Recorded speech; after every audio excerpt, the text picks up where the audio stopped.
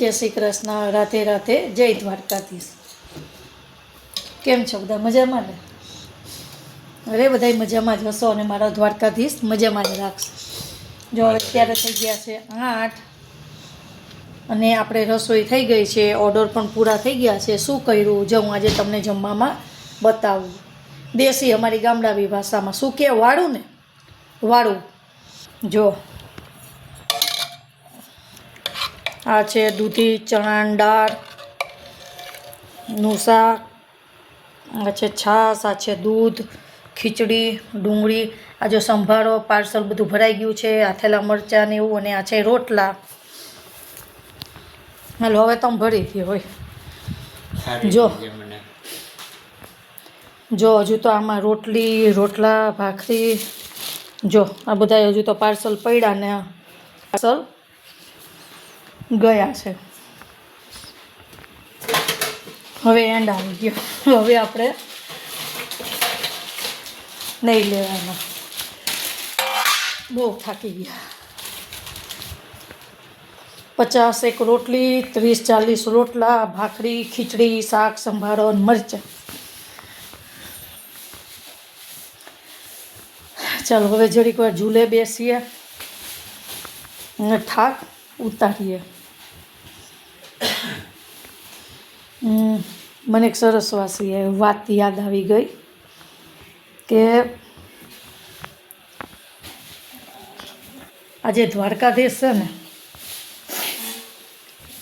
જ્યારે હું પડીશ ને ત્યારે મને એ જ ઊભી કરશે, પછી જ્યારે હું હારીશ ને ત્યારે મને દ્વારકાધીશ જ જીતાડશે। પછી જ્યારે હું હિંમત હારી જઈશ ત્યારે મને એકાદ મારા દ્વારકાધીશ જ હિંમત આપશે।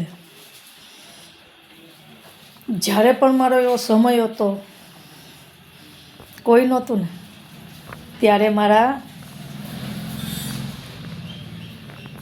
દ્વારકાધીશે હાથ પકડ્યો હતો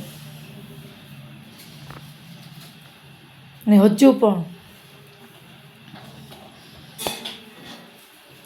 એ જ હાથ પકડે, એ જ મને રસ્તો બતાવે અને એ જ હિંમત આપે। ચાલો રાધે રાધે, જય દ્વારકાધીશ। ઓલું સોંગ તો બહુ સરસ છે।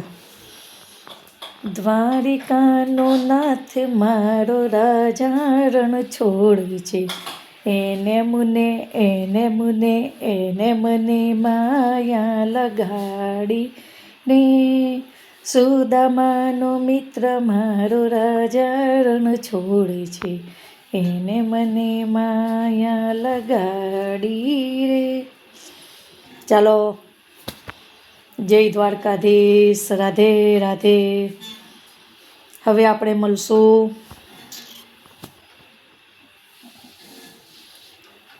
આવતા બ્લોકમાં, ત્યાં લગીને સૌને જય શ્રી કૃષ્ણ। જો તમને મારી ચેનલ ગમે તો પ્લીઝ તમે લાઈક કરજો, સબસ્ક્રાઈબ કરજો અને શેર કરતા ભૂલતા નહીં। રાધે રાધે।